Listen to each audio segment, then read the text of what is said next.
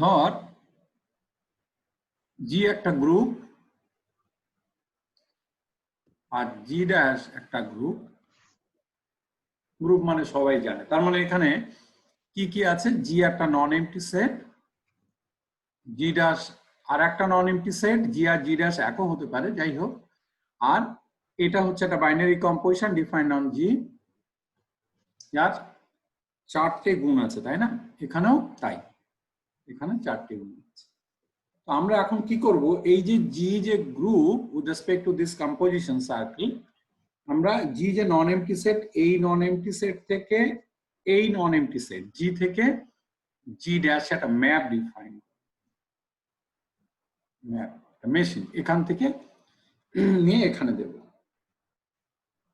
বলছি এই যে একটা ম্যাপ ডিফাইন করছি phi from G to G dash, যদি এর একটা প্রপার্টি থাকে, কেমন দেখ, জিতে বিভিন্ন এলিমেন্ট আছে এ বি সি ডি, আমি দুটো এলিমেন্ট, যে কোনো দুটো এলিমেন্ট নিয়ে বলছি, এ আর বি দুটো এলিমেন্ট থাকলে তাদের কম্পোজিশনটা ওর মধ্যে থাকবে। এখন শুধু এই তিনটে এলিমেন্ট নয়, আরো আরো অনেক এলিমেন্ট আছে, অসংখ্য এলিমেন্ট থাকতে পারে। তো আমি দুটো এলিমেন্ট নিয়েছি এ আর বি এবং তাদের কম্পোজিশন। তো এই ফাই মেশিনের মধ্যে এ কে দিলে এখানে ফাই এ দেবে, বির জন্য এখানে ফাই বি পাওয়া যাবে, আর এ কম্পোজিশন বির জন্য phi of A composition B পাওয়া যাবে।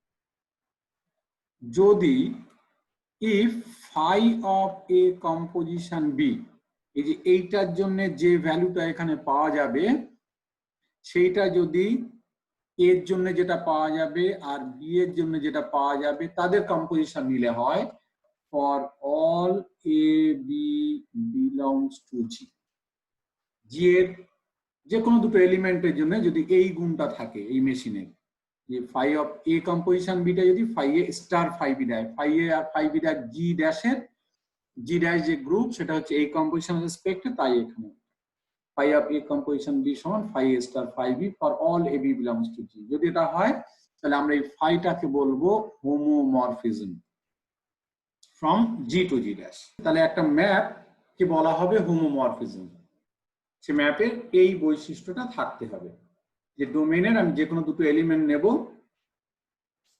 তাদের জন্য ও যে ভ্যালু দেবে আর ওদের কম্পোজিশনের জন্য যে ভ্যালু দেবে সেটা এটা হতে হবে phi of AB সমান phi A star।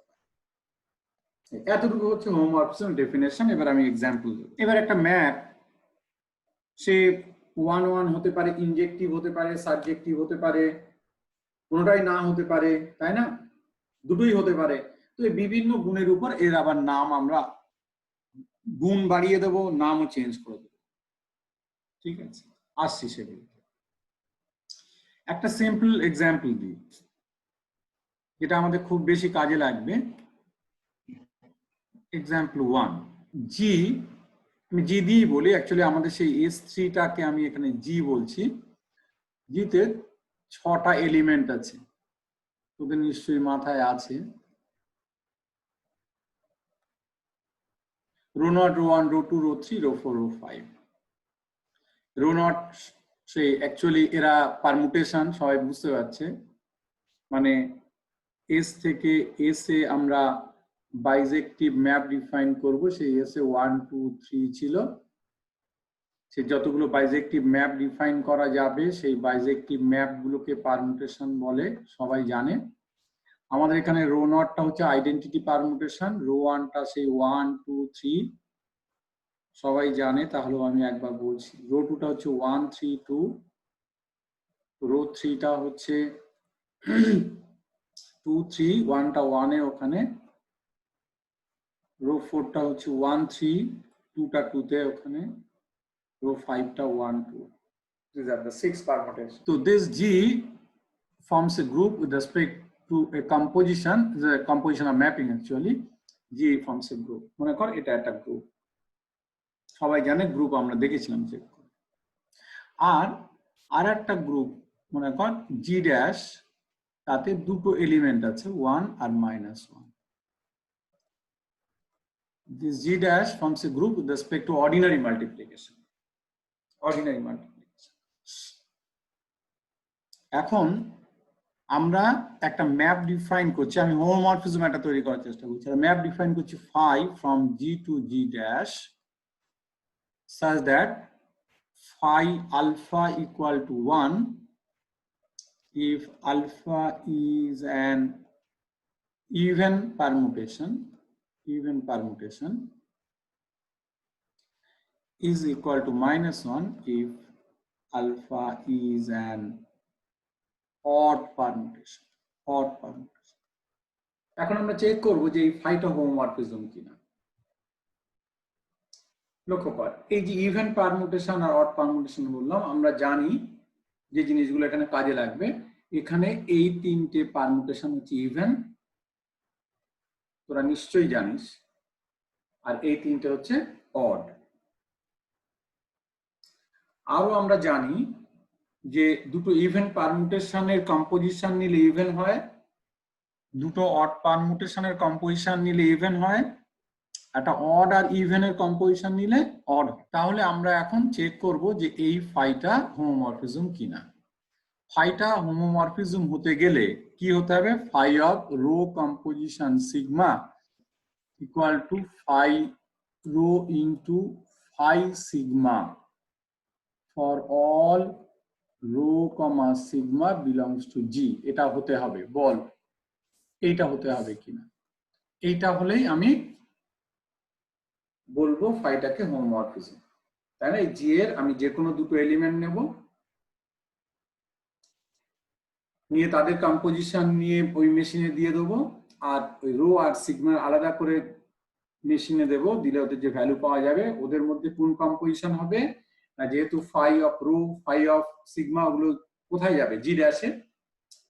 তাহলে জি ড্যাশের যে কম্পোজিশন সেটা হচ্ছে অর্ডিনারি মাল্টিপ্লিকেশন, সেটা দিয়েছি, মানে এইটা কিনা চেক। তো আমাদের এখানে যে জি আর এই জি ড্যাশ এটা দুটো এলিমেন্ট, 1 আর -1, আর এখানে যে ছটা, এই ছটার মধ্যে আমাদের তিনটে হচ্ছে ইভেন আর তিনটে অড পারমুটেশন। তাহলে আমার এইটা চেক করতে গেলে এখানে তিনটে কেস হবে। Case 1, if rho and sigma be any two element in G where rho and sigma both are even, ঠিক আছে? রো আর সিগমা জি দুটো যে কোনো এলিমেন্ট যেখানে রো আর সিগমা দুটো ইভেন, এটা হচ্ছে 1 নম্বর। 2 নম্বর হচ্ছে রো আর সিগমা এখানে দুটো এলিমেন্ট যারা একটা অড একটা ইভেন, আর একটা হতে পারে দুটোই অড হতে পারে। বল এই তিনটে কেস অ্যারাইজ করবে, তাই না? আমি যেখানকার যে কোনো দুটো এলিমেন্ট তুলে নেব, সেই দুটো এলিমেন্ট কেমন হবে? দুটোই ইভেন হতে পারে, দুটোই অড হতে পারে, আর একটা ইভেন একটা অড হতে পারে। তাহলে আমাকে তিনটে কেস দেখতে হবে। তা বলছি রো আর সিগমা এরা যদি দুজনই কি হয়? ইভেন হয়, আমি সেটা দেখি। তাহলে লক্ষ্য কর, রো আর সিগমা ইভেন মানে rho composition sigma is also an even permutation. তাহলে phi of rho composition sigma কত দেবে? 1 দেবে। ফাই অফ রো কত? 1, since rho is an even permutation. Phi of sigma কত? 1। তাহলে clearly phi of rho composition sigma equal to phi of rho into phi of sigma। হয়ে গেল একটা case. Case 2, if rho and sigma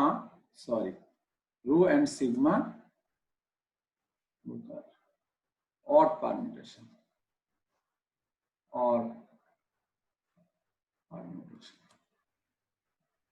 তাহলে odd, তাহলে rho composition sigma কি হবে? দেন rho composition sigma হচ্ছে ইভেন।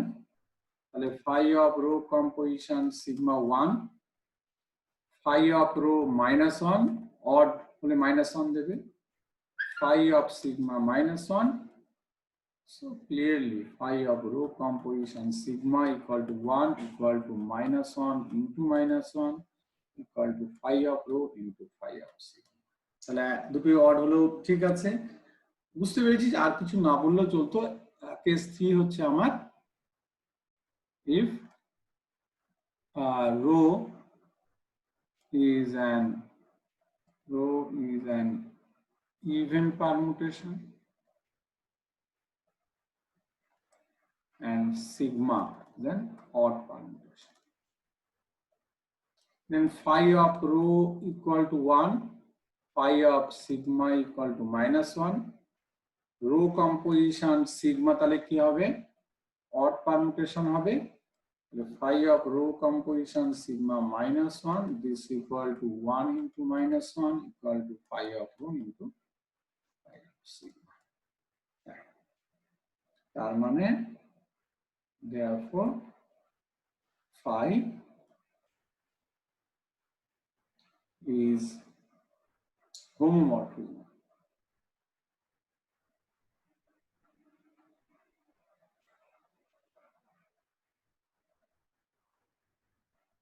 Phi is an